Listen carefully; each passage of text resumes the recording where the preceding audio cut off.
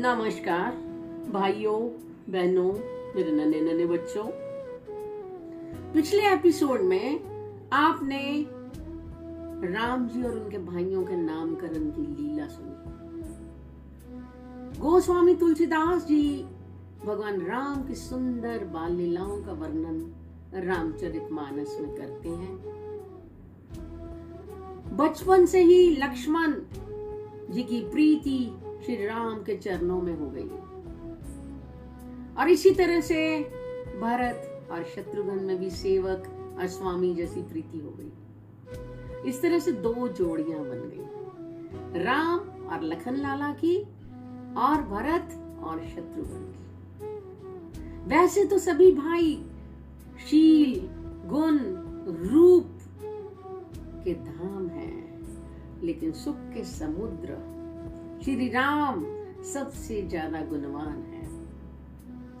माँ कभी उनको गोदी में लेकर प्यार करती है, कभी सुंदर पालने में लिटाकर प्यारे ललना कहकर दुलार करती है।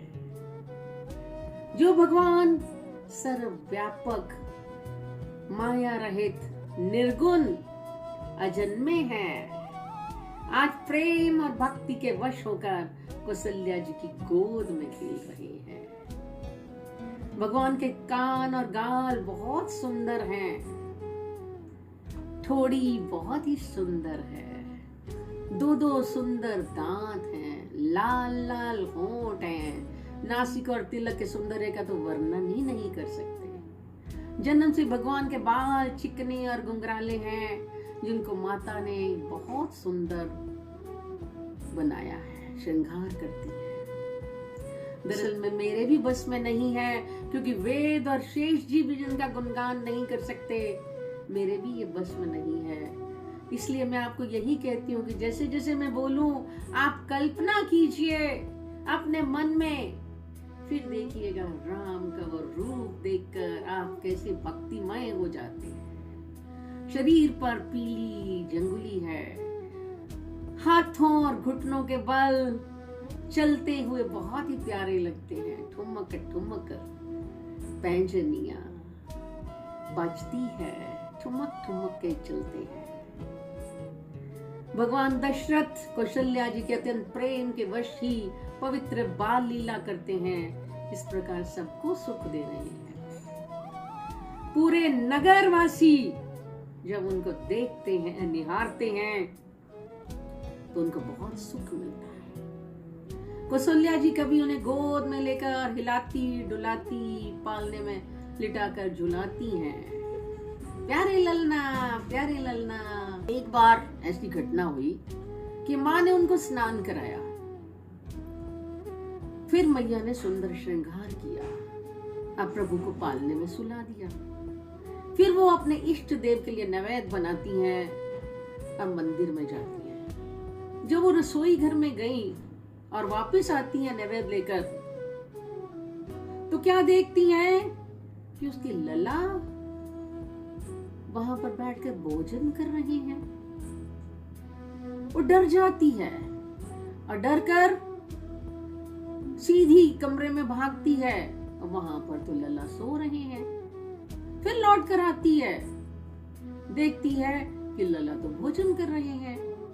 हृदय कंप मन धीर न होई। माँ सोच रही है कि क्या मैंने सच में दो बालक देखे, या मेरी बुद्धि का भ्रम है। ये दो बालक कैसे हो सकते हैं। माँ घबराई हुई है, लेकिन भगवान माँ को देखकर मुस्कुरा देते हैं। फिर भगवान ने माँ को अपना अद्भुत रूप दिखा दिया, जिसके एक एक रोम में करोड़ों ब्रह्मांड हैं। अनगिनत सूर्य, चंद्रमा, शिव, ब्रह्मा, बहुत से पर्वत, नदियां, समुद्र, पृथ्वी, वन, काल, कर्म, गुण, स्वभाव देखे जा सकते हैं। भगवान की माया दर्शन करके माँ डर जाती है, हाथ जोड़कर खड़ी हो जाती है। माँ ने आज जीव को देखा जिसे माया नचाती है, फिर भक्ति को देखा जो जीव को माया से छुड़ा देती है। माँ का शरीर पुलकित हो गया, आंखें बंद हो गई। माँ ने भगवान श्री राम के चरणों में शीश झुकाया।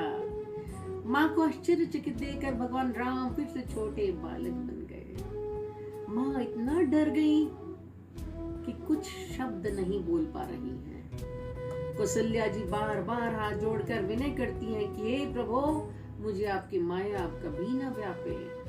इस प्रकार भगवान ने अपना विराट रूप का माँ को दर्शन कराए। इसके बाद गुरु जी ने चूड़ाकरण संस्कार किया। चूड़ाकरण संस्कार का माने होता है मुंडन, और हमारे यहाँ पहले साल में या तीसरे साल से पहले मुंडन किए जाते हैं। भगवान कितने खूबसूरत लगते होंगे, आप कल्पना ही कर सकते हैं। एक चरित्र गोस्वामी जी और सुना रहे हैं। दशरथ जी राम जी के दर्शन किए बिना भोजन नहीं करते। मन क्रम वचन अगोचर जोई, दशरथ अजर विचर प्रभु सोई। भोजन करत बोल जब राजा, नहीं आवत तजी बाल समाचार। कौशल्या जब बोलन जाई, ठुमक ठुमक प्रभु चले पराई। निगम नेति शिव अंत न पावा, ताही धरे जननी हटि दावा। आज दशरथ जी को भगवान के दर्शन नहीं हुए। जब दशरथ जी ने कौशल्या जी से पूछा राम कहाँ हैं, कौशल्या जी बोली अपने बच्चों के साथ खेल रही हैं, साथियों के साथ। अब दशरथ जी आवाज लगा रहे हैं, लेकिन वो बच्चों को छोड़कर आते ही नहीं। दशरथ जी कहते हैं राघव राघव आप आओ। दशरथ जी कौशल्या जी से बोले कि मेरे बुलाने से नहीं आ रहे, आप बुलाओ।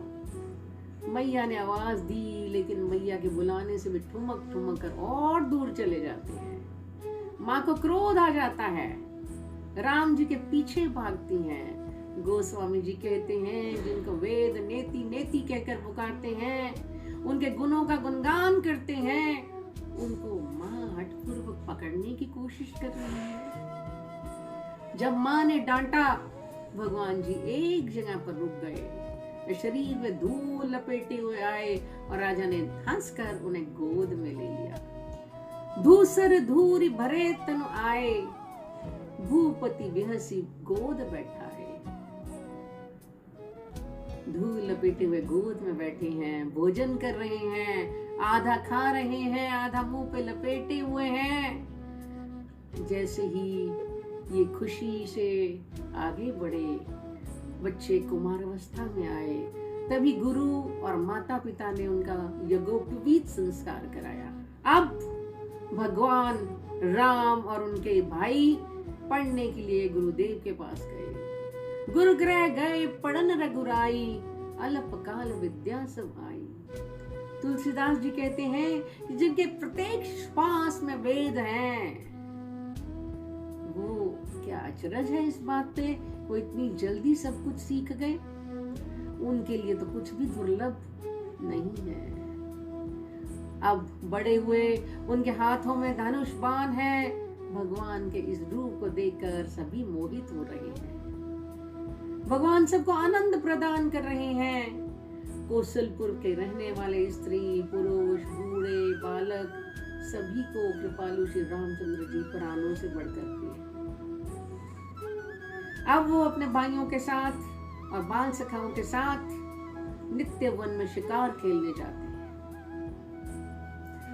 जिन मृगों को पवित्र मानकर वो मारते हैं, दशरथ जी को लाकर दिखाते हैं, और जो मृग उनके हाथों से मरते हैं वो सीधे स्वर्ग लोक को जाते हैं। जिस प्रकार नगर के लोग सुखी हों, कृपा निधान, वैसी ही लीलाएं करते हैं। मन लगाकर वेद पुराण सुनते हैं, छोटे भाइयों को समझा कर कहते हैं। श्री रघुनाथ जी प्रातःकाल उठकर माता पिता को मस्तक नवाते हैं, गुरु को मस्तक नवाते हैं।